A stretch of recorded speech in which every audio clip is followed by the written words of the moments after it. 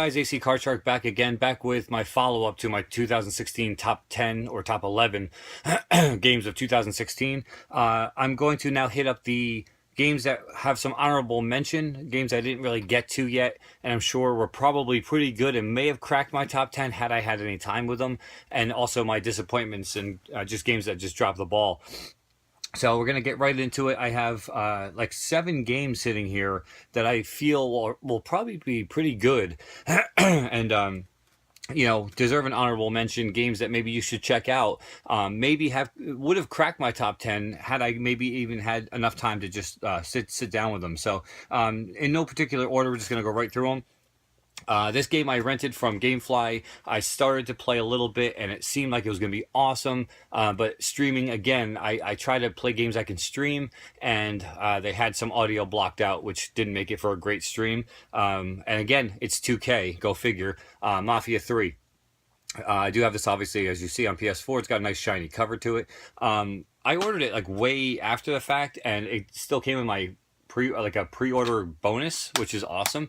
They, I guess, just pulled a pre-order copy off the shelf. Who knows? Because I got it in the mail. But Mafia 3, I watched the intro. I got a little bit into it, and then people started texting me and stuff saying, hey, I can't hear it on your stream. So I deleted the stream, and I just never went back to it because I wanted to play games I could stream. I love the Mafia games. I love anything Mafia related. Yakuza, obviously, is like a Japanese Mafia. I love that. So Mafia 3, definitely worth a mention. Takes place in 1968 in Louisiana, like on the bayou, so to speak, rather than the typical New York City type mafia game. And it definitely deserves a mention, I think, as a possible top game or game you should check out from 2016. So Mafia 3 is the first one on my list of honorable mentions. Second game up.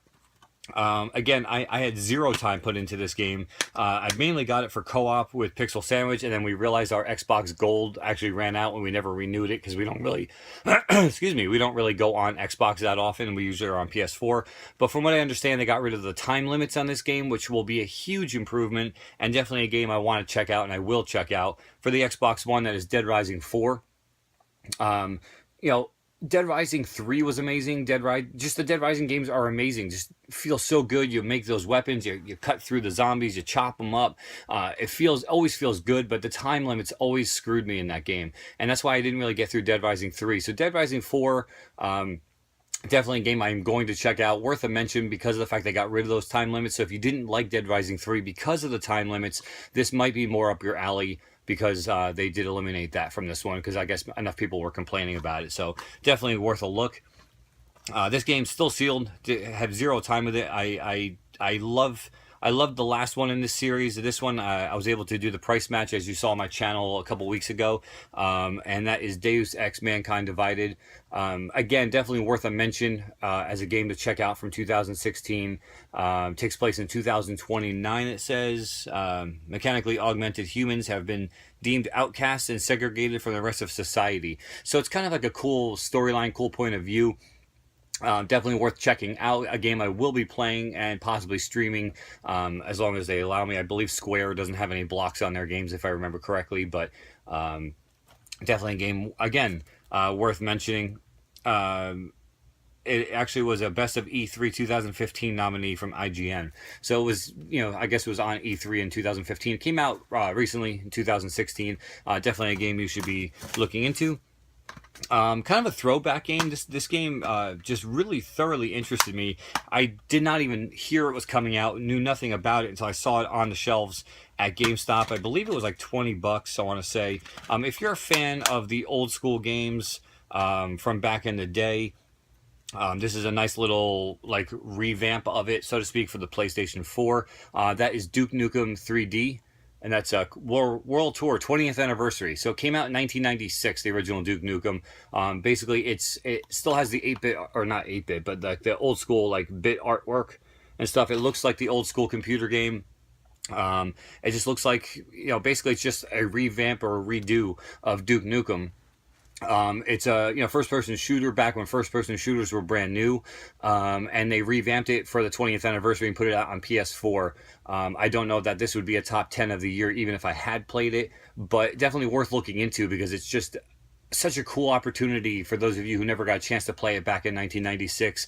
A cool idea and a cool chance to go back and play one of the original first-person shooters back in the day on today's technology. So Duke Nukem 3D 20th anniversary. Again, it's like $20 at GameStop, I want to say. Definitely worth a mention again. This next game actually was on Pixel Sandwich's top 10 of the year, and a game I just did not have a chance um, to get into and to play.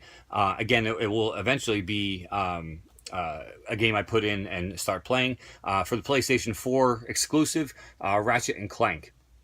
On the back of the box here says the game based on the movie based on the game. So the movie that came out in theaters, Ratchet and Clank, was based on the original game from the PS2, and this is the game based on the movie, which was based on the game. So basically, it is the PS2 version of Ratchet and Clank redone completely in today's technology. Again, it tends to be a theme in this generation that they're redoing a lot of old classics in the new style. You know, revamping them, like the BioShock collection, last generation. You know, Ratchet and Clank from 2 generations ago. They're re-releasing a lot of games. Like the Warriors, I downloaded that from the PSN during the sales. PS2 game that they revamped. They didn't really revamp it, but they put it back out so you can play it on your PlayStation 4.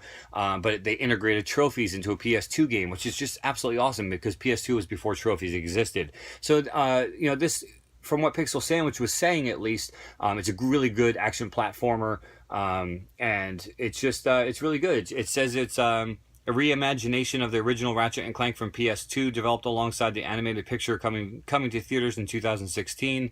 They make their debut on the PlayStation 4. Just absolutely awesome. So, I mean, it's a game I definitely am looking forward to getting into. And again, a game worth checking out. The last two are Xbox One games. This game, again, I heard it was great. It's an Xbox One exclusive. Those of you who don't have an Xbox One, obviously you won't be able to play this. But I was able to pick this up for like, I think it was like $17. It was less than 20. I know that during a sale. It retails for like 40. And it's a game that's been getting some really good reviews, and I'm really anxious to check it out. That game is called ReCore.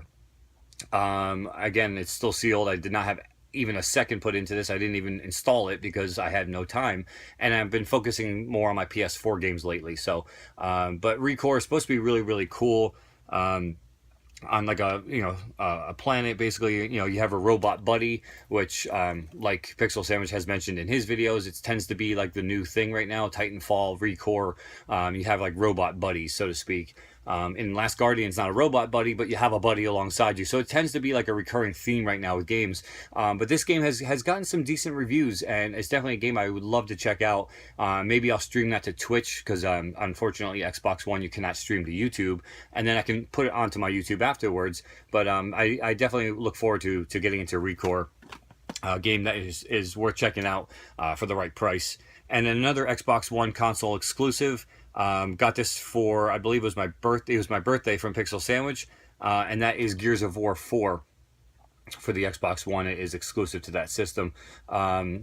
Gears of War 4, I love Gears of War, and this apparently has a campaign, horde mode, and versus, I guess, online versus, maybe, something like that. But you can definitely do co-op online and everything else. But Gears of War 4, I love the Gears of War series. I love all of them. There was not one that I didn't like. 3 being my favorite. I mean, it got progressively better for me. And Gears of War 4 has been getting some great reviews. So again, a game to check out if you do have an Xbox One and have not played Gears of War 4. Definitely a game that I would say, again, for the right price, go ahead and look it up and see what you can find it for, and then go from there. So that's that. We're going to go into, I have 4 games put aside now for the biggest disappointments of 2016. Games that maybe didn't live up to their potential. Games that I had maybe hoped for better and didn't, it didn't ring true, basically. So we're going to check this out. The elephant in the room, and we're going to hit it up immediately. I'm going to put a disclaimer on this. I like this game.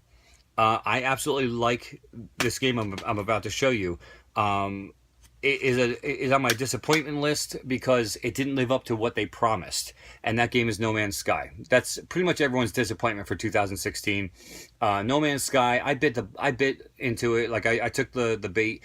I pre-ordered. I got it, and I like it. I think it's a great game. I think it's fun to explore the planets. I think it's fun to find new animals and everything else. It just didn't live up to what they said it was going to be, and that is really where the criticism comes in from everybody. Is that you told me it was going to be A and you gave me B, and that's where I guess the bad reviews and everything else came from. If you take this game with no expectations, expect nothing from it, and just put it in and play, it's a great game.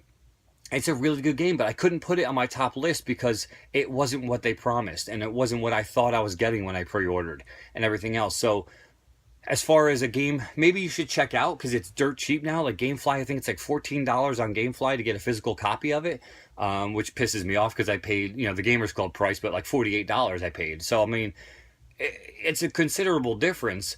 But like I said, it's a cool space exploration. I mean, you get to check out all these weird animals and stuff, and every planet is different. They have different temperatures, different living conditions. I mean, it's so cool. It's just, again, not what they promised. So for that reason, that does go on my disappointments of 2016 list. The next game up, not that they were really promising anything from this game, but it sounded so cool to me that I took the bait and I went into it and I bought it. I played it for like one session and never went back to it because it just didn't grab me the way I hoped. And that is the GameStop exclusive game, Song of the Deep. Again, this game seemed like when you read what it was about, when you heard what it was about, everything else, it seemed like it was going to be such a cool little story. And who knows, maybe it is, but it's a puzzle game, and puzzle games aren't bad. It's just I was expecting less puzzle, more adventure, and it's literally, if you can't figure out how to get through an area, you're stuck. Until you figure it out, you're stuck. You're done. And maybe I'll go back to it. It's highly unlikely, but it was definitely a disappointment for me in 2016. I bought this with high expectations, not even high expectations, but certain expectations of it. And again, it didn't live up to it. So, again, it's pretty fun. It's $15 at retail, brand new. I've only paid $15 for it, so not too bad. Cool to have a hard copy. It's like it reminds me a lot of a downloadable game. It is what it is. It just didn't live up to what I had hoped it would be. So Song of the Deep is definitely a disappointment this year. This game, it's on multiple platforms. I have it on the Wii U. This is the first appearance of any Wii U title at all on any of my lists. And it is across all three platforms, though. It didn't live up to what they promised or what people thought it was going to be. That game is Mighty Number 9. Again, this is just my copy on the Wii U, but it is across all three platforms. Everyone expected it to be a Mega Man successor. They never really promised it to be a Mega Man successor. That's the thing. Just because the guy who made the original Mega Man was part of this team, and he looks just like him, yeah, I get it. You think it would be that, but they never promised it to be that. And, so I kind of take it with a grain of salt. It is a lot harder than it needs to be. And maybe that's going back to the original days of the original Mega Man games where it just, they were hard. They were hard games. Like, I've only beaten, I think, one of the 6 original Mega Man games. They're really tough, so I think it was too hard for the masses. I mean, honestly, to me, the masses nowadays are freaking soft when it comes to playing games. You get those of us who grew up on those NES games back there, we knew what it was like to play hard games. I mean, they were hard games. And if you didn't have a Game Genie or you didn't call that 900 number to cost you $2 a minute for hints, like, you were screwed. You didn't have YouTube back then. You didn't have like guides and stuff back then. You just had to get through it. And if you didn't, screw you. You didn't get through it. So this kind of goes back to those days. But now you have YouTube to see stuff. But regardless, it didn't live up to what people were expecting. And again, I say people, the masses. It says right on the back here, classic Japanese side-scrolling action. And that's what it is. It's an awesome game, but it just didn't live up to what people expected. And that was a Mega Man clone or a Mega Man successor. And it was hard. It's really hard. I still want to try to get this on PS4 and still play on my PS4 to stream it. So, you know, if I get it for $10 or less, I'll pick up a second copy for a different system and do that. But Mighty Number Nine definitely was a disappointment this year in 2016. And then the biggest disappointment for me in 2016, this is for my personal taste. Again, most people are going to say No Man's Sky is the biggest disappointment this year. I don't feel it was. I just feel it just didn't live up to what they promised, and that caused a lot of people to flip out. The biggest disappointment for me was buying this next game, expecting it to be a nice sequel successor to the original, which the original on the 360, which is where I played it, was amazing. Absolutely amazing, and I hope that this was just going to be more of the same, and it definitely wasn't. It's the most broken piece of software that I've ever played, probably this entire generation, and or maybe the last two generations. I have been streaming this game. If you guys have been following my streams, you already know what I'm going to be talking about, and I do plan on going back to try to finish it because I just want to get through it. That game is Homefront: The Revolution. This game, I had such high hopes for this game. The original Homefront on 360, and I believe it was on PS3, I have it personally on 360, was absolutely amazing. The original Homefront just blew me away. The storyline, just everything was absolutely stellar. And then I put this in hoping that, again, it was a successor, that it continued more of the same. And to a point, the potential was there. The potential was definitely there, but the game is broken. I got stuck. I tried to climb stairs. I got stuck on a stairway, literally stuck. Like the stairs were through my torso. I mean, it's just broken. It's just so broken. And it just disappoints me to no end that this game is the steaming pile of shit that it is, because that's really truly the best way to put it. So Homefront Revolution takes the cake as the most disappointing game of 2016, and that's gonna wrap it up, guys. So as you saw, I went through a whole mess of games here.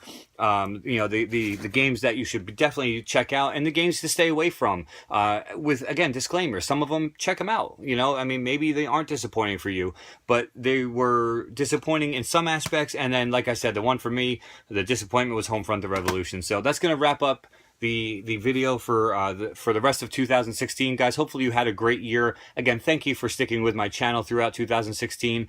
Next video that you'll see produced coming out will be the games I'm looking forward to in 2017. And this looks to be an amazing gaming year ahead, guys. There's some great titles on the horizon, so stay tuned for that. And leave comments below. Let me know what your honorable mentions are. Let me know what your disappointments are, and interact. I love it. I love hearing from you guys. So that's gonna wrap it up, guys. Till next time, AC Card Shark. Take care.